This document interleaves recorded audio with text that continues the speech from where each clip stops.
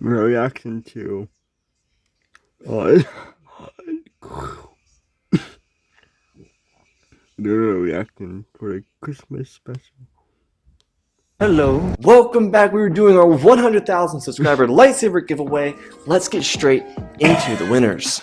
Shout out to Palpatine for winning the Luke Skywalker lightsaber. The next lightsaber we'll be giving away is the Darth Maul one.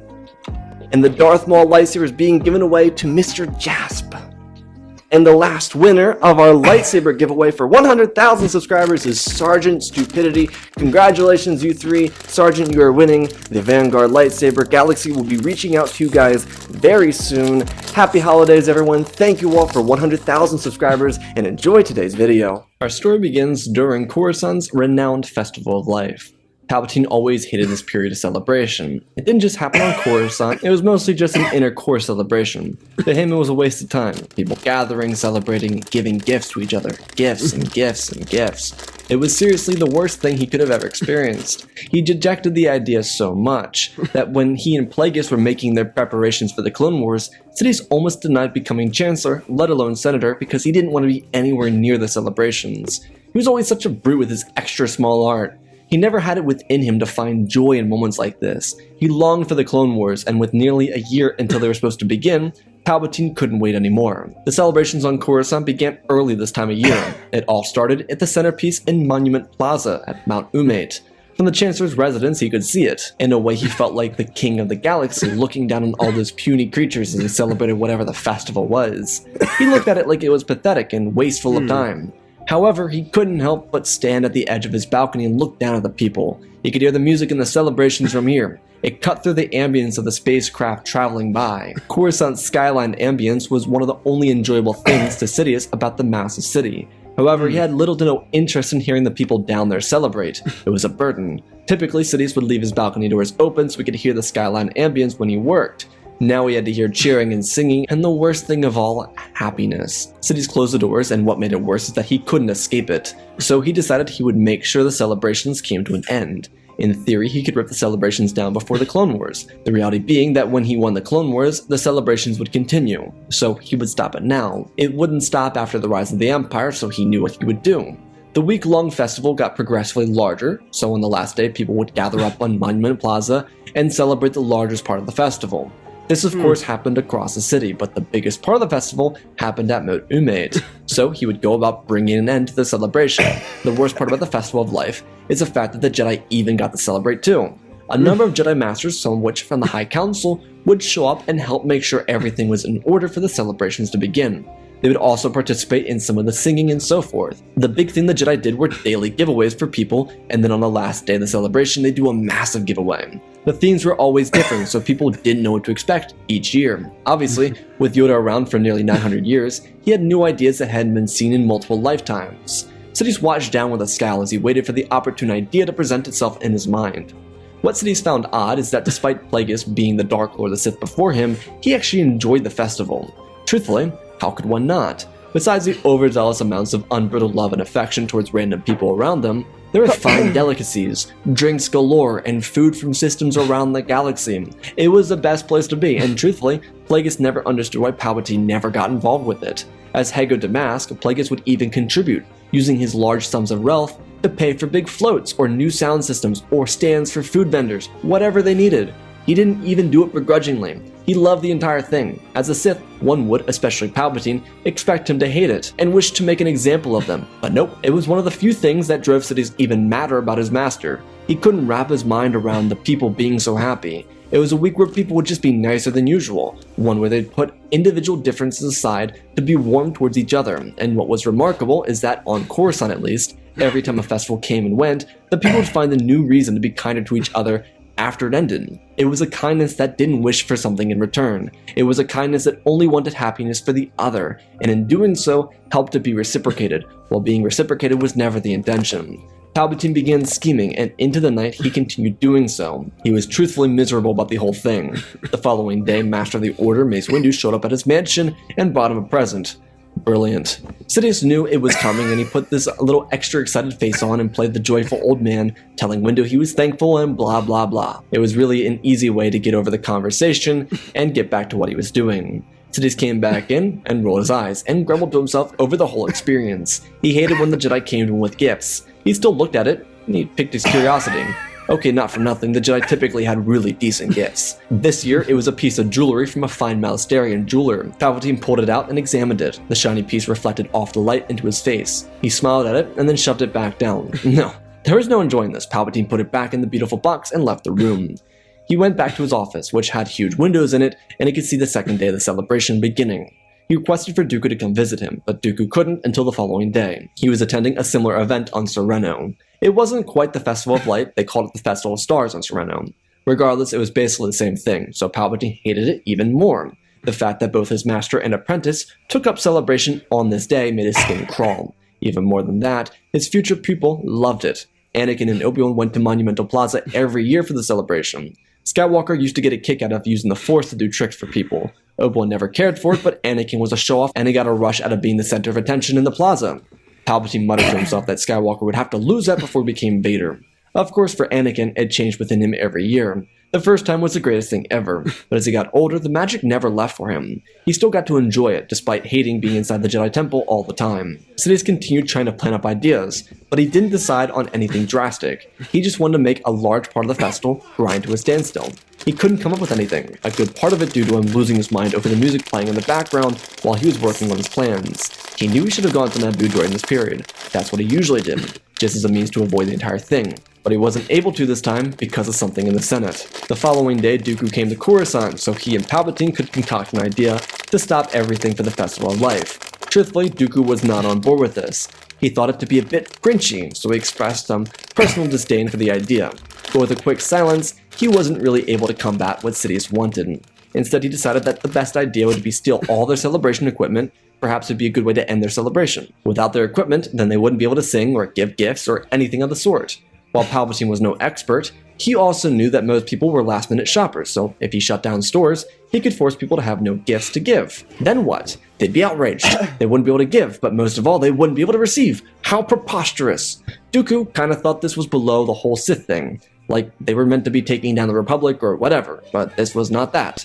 This was weird. Sidious clearly didn't care. His main priority was stopping the incessant celebrating and noise.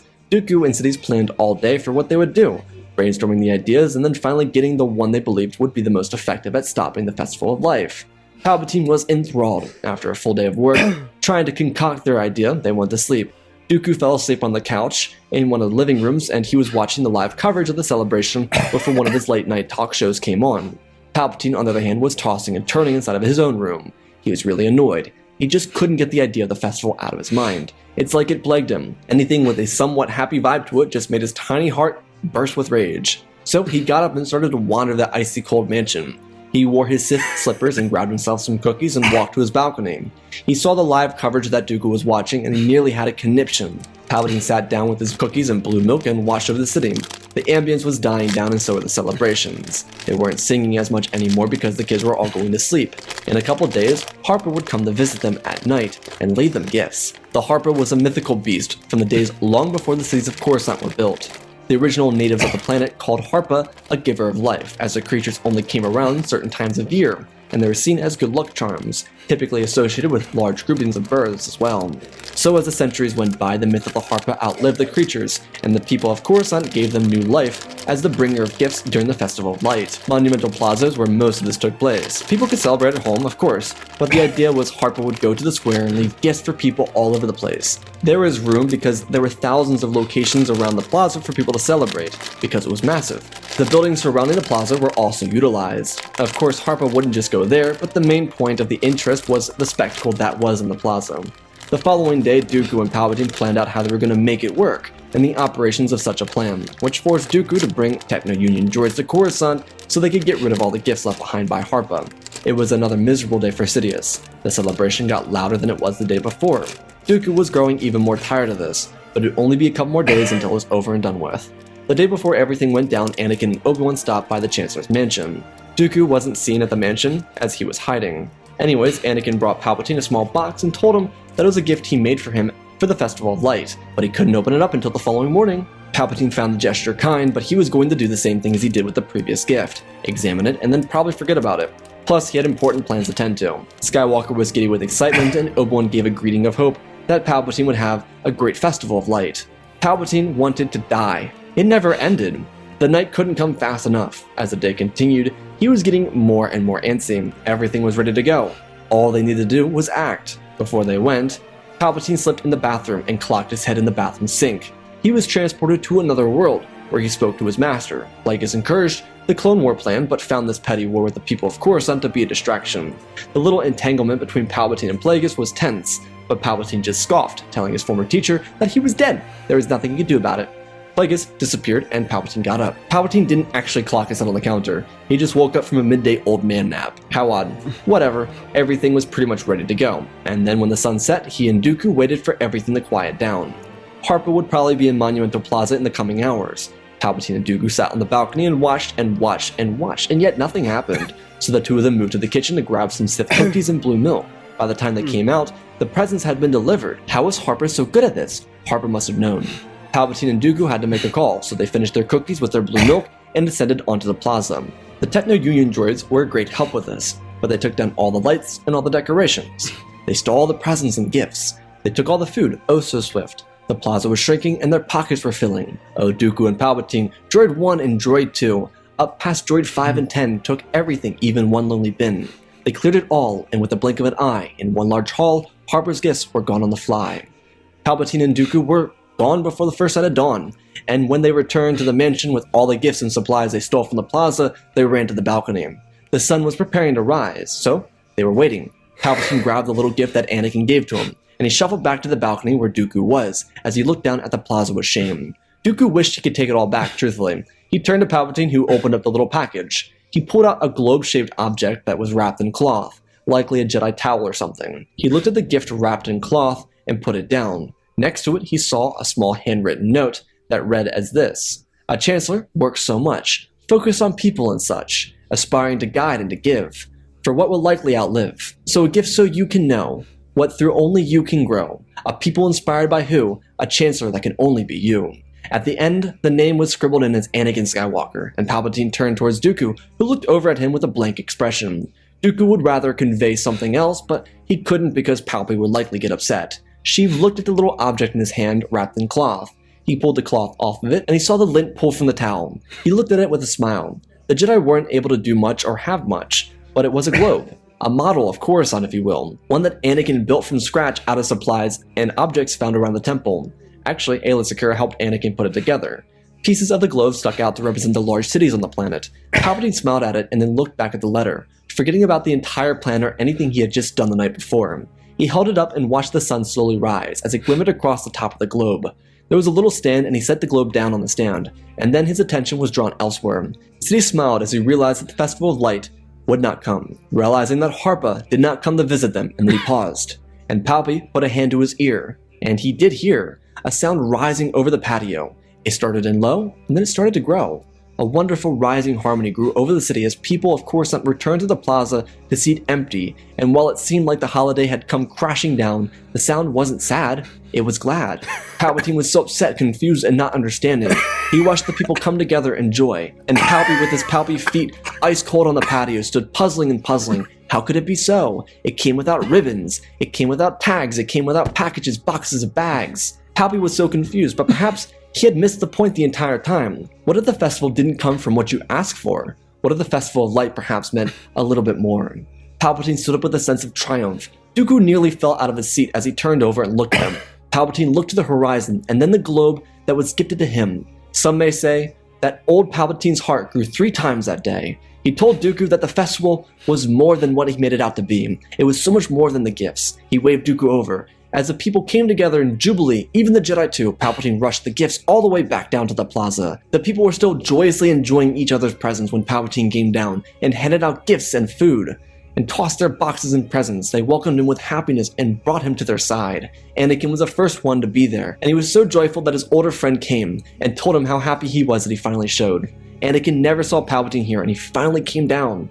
Dooku, on the other hand, found his former teacher, and there was a reunion that brought them happiness that they hadn't seen in years. The joy couldn't be overstated, as all the people came together in this grand moment of joy and happiness. It was a celebration unlike any other before, but as per tradition, it would only add to what followed in the coming years. Sidious didn't find just the true meaning of the festival, but with a heart 3 times as large, able to put away his anger and all of his disenchanted views on life altogether. He became a person filled with love and happiness. He, for the first time in his life, was able to find himself. And that, my friends, is our wholesome PP story. If you enjoyed, smash the like button. Again, special thanks to our patrons: Galvin Gaming, Tristan, Mandalore, Sir William 1767, Darth Revan, Granddaddy Bane, Cullen Rooney, The Last Jedi, Apollo, Weewoo 670, Annika Stank Runner, CT7567, Oz of Oz, Darth Nox, Eternal Padawan, Joshua Tem, Johnny Naguin, Saves the Skeleton, Jedi Sloth, Mr. Yeet Gamer, Lord Cali, Only Slayer 66, Mammoth Studios, Anakin 003, Lord Draken, Borders Legacy Star Wars, Airbus, Rex the Wolf, The Man, 3 First Names, Dark Same 46, Baron Joshua, and Lord Deadwing for supporting the channel. Smash the like button. Happy holidays to you all. I hope you all enjoyed this holiday special video. I love you all, spread the love, and always remember, my friends, may the Force be with you.